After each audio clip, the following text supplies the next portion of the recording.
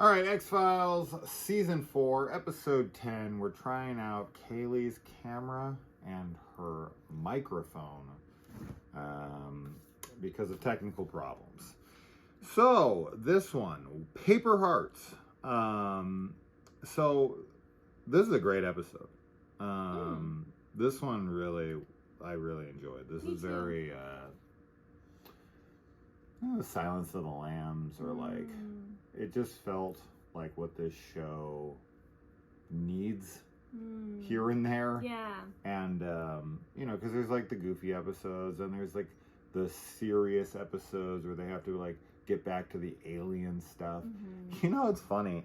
I have found while we're watching this show, funny enough, that the stuff I'm least interested in is the connected storyline of like Mulder tracking down the alien stuff. Oh. Feels very repetitive. Well, and I'm just kind of like, I like the Monster of the Week stuff.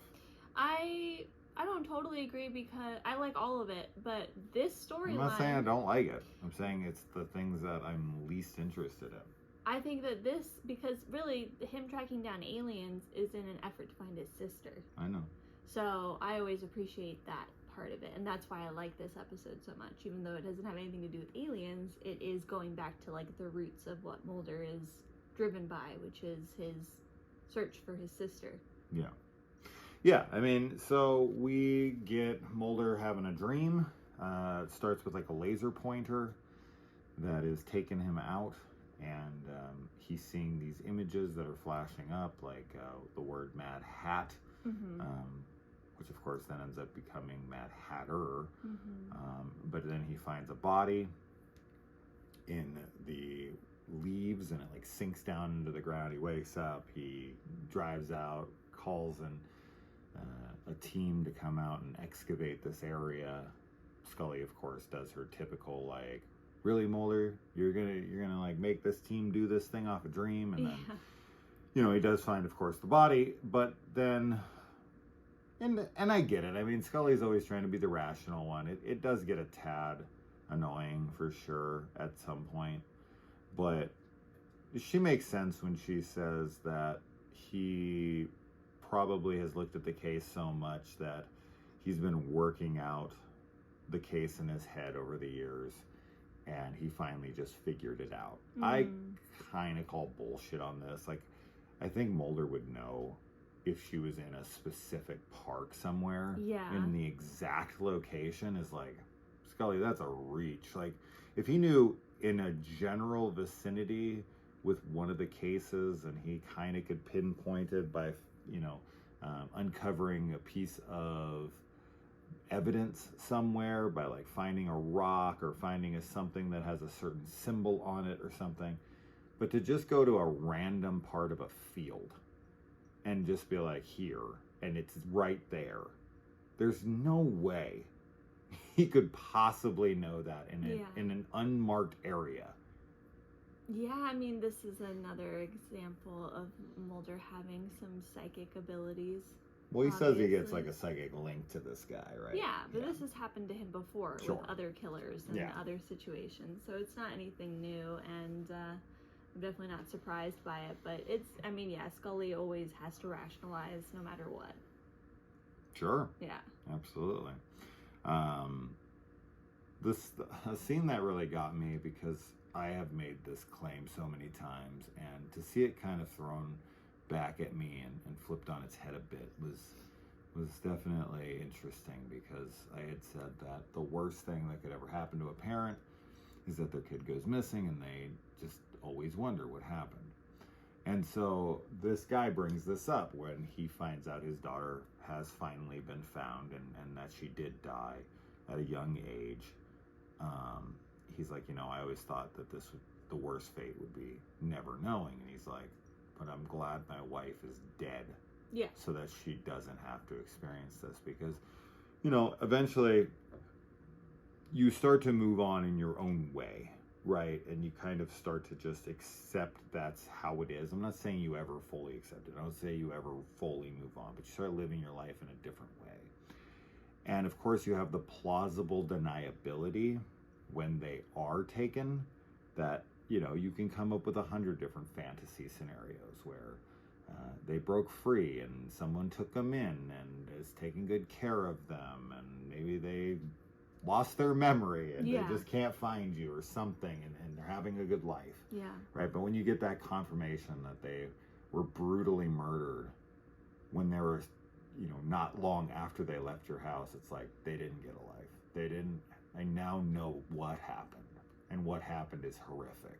Well, and you also, I mean, yeah, it's the Schrodinger's cat of like when they're missing, they're alive and dead, and you can pick they're alive and happy if you want. But then finding out that they died like years ago also means that you weren't even able to mourn them properly. Like, so they were kind of just forgotten in a way for that long because they weren't being remembered as having passed away. Yeah.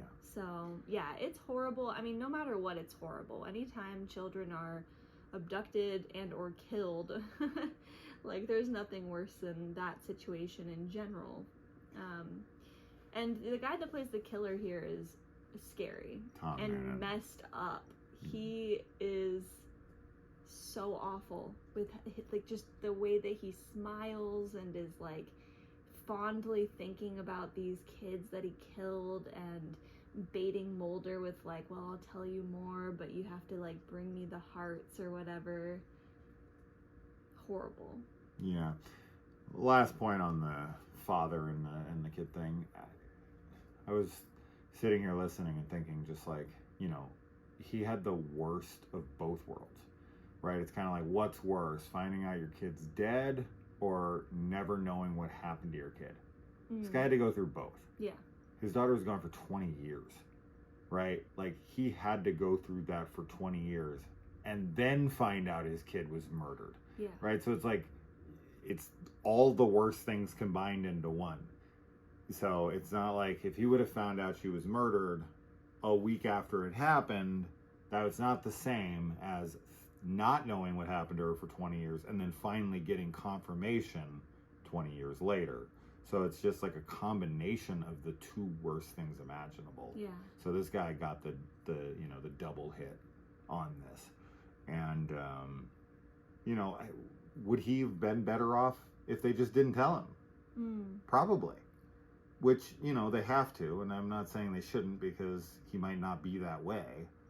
But this guy, the way he reacted, yeah, I think if Mulder and them knew, they probably wouldn't have told him. I wouldn't have.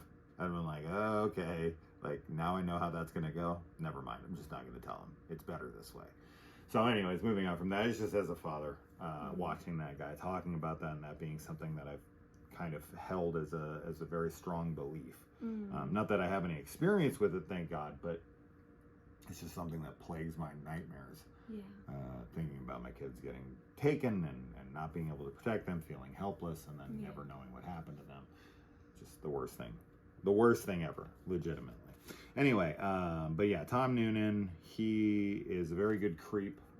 He plays the killer in the very first Hannibal Lecter film, Manhunter, by Michael Mann, which is a cool film. It's very stylistic, and Noonan is creepy in it. But his character in this reminds me a little bit more of his character in House of the Devil. But yeah, it's his cadence that's always off-putting with him, is his larger than life physicality. Of course, he's a very tall, lanky, awkward looking guy, so he's very easily believable as a villain. But the way he portrays it, the way he has this like soft kind of like understanding kind of presence to him, like he's like your friend, but it's all a ruse. I love that, and he's so good at this kind of role. So yeah, he's a perfect casting here. And I don't know. I don't know exactly what to make of this episode. I know that the name for him is kind of silly because these aren't paper hearts; they're cloth hearts. But whatever. But I really don't know what to make of this story. I don't know how he knew about the vacuum. Outside of I guess we kind of explained this. If he really did make a psychic link with Mulder, and he just so happened to be in that area around that time. He knows how to manipulate him so that he can get out. So I think he's able, if he can tap in, okay, I think it is explainable, because if he can tap into Mulder's subconscious enough to pick up all these details from the night that his sister was abducted, he should be able to tell what his vacuum cleaner, was called, like what name it had on it. That's somewhere deep in your subconscious as well. But I guess he superimposed a vision of him coming into his room, like into his living room. I think that it's possible that he actually did sell a vacuum to Mulder's dad. And but he sees him specifically coming into his house. Yes, like but that's when not they're to doing sell, the abduction. Yeah, that's different. But as far as like the vacuum thing, I do think that it's possible that he actually sold something to Mulder's father. Because they're in that area. And it's just such a specific thing. I mean, yes, it's totally possible that he just taps into Mulder's memories and Mulder remembers, the exact, or, he remembers the vacuum and the guy's knows vacuum, so he's able to identify it. That's possible too. But yeah, I think that because he has the psychic link with Mulder and they he's kind of influencing his dreams, or rather they're both influencing each other's dreams, that's just kind of how he's able to falsify the memory, because it's not really a memory, it's a dream of a memory that's been changed. I don't see how he could possibly have remembered each vacuum cleaner he sold unless it was tied to a specific memory, like a girl that he abducted. Like, how he would know it was Mulder's family and remember, maybe you're right. a child Mulder. Or yeah. The last name Mulder is very unique. Yeah. So going to a Mulder house, I guess. I don't know. I'm very iffy on all of that, on if he ever came to their house. Yeah. Specifically because he doesn't even recognize the place. Well, when Mulder yeah. tricks him and takes him to a different house, which he likes doing. Well, that to me can be, I mean, even if he did come there one time, he wouldn't remember what the house was like exactly. But he's only remembering it through Mulder's eyes. He remembers the Mulder family. Yeah. I mean, yeah, maybe he didn't ever sell anything. Maybe sold to them. I don't know. Yeah, maybe it was just like he saw him. But, like, it also feels weird because Mulder is specifically remembering the night when his sister went missing and there's no vacuum there. Like, there's no vacuum at all in that memory, so I don't really know how he's tapping into I'm sure the Mulder other things. saw it at some point. He could tap into any part of it. But yeah, memory. I mean, Mulder's tapping into the murders of these other girls. So, yeah. I don't know. I think it's kind of up to interpretation whether or not he was actually there, but yeah. I really like the dream sequences. I like the red pointer that's leading him around, and like the letters and everything, the words that appear. Yeah. Mulder cutting that guy's car up is pretty fucked up. Especially since the guy like just restored everything, and he's like, Scully's like, well, forensics team searched that car. Yeah. And he's like, but I didn't. Right. I didn't and it's cut like, it up. Okay. And so he like cuts into the seats, which if the CSI team was really, really working on this car, right? If they were really looking through it, those guys go through everything. And for it to just be in the camper shell behind some cloth, that is the most shoddy ass police work of all time. The fact that it's a fucking book that's thick, and if you were to run your hand over it or even just look at it, it would be very obvious that this there's like a bulge under this very I think thin. that it's like shaggy. No, I think it's in like kind of a hollow spot, like in a curve. Either way. So I don't know that it would be the fact they didn't tear that out off as much, but they could probably still feel it if they were running their hands. They would have torn. But that yeah, shit yeah, out. you're right. There's They would have no definitely way. torn it over. Mulder's just saying that because it's like he hasn't gone through it, meaning he hasn't used his intuition to go through it. Yeah. So he has a different sense of like how to find things than maybe a crime scene investigative team would. I mean, sure. That's why he says it. If I'm searching for something, it's not going to be right out in the open, right? Like, I like how Mulder looks in a couple obvious places first. I'm like, you really think that they're just sitting there like in the glove compartment? Come on now. But it doesn't matter. That's nor here nor there.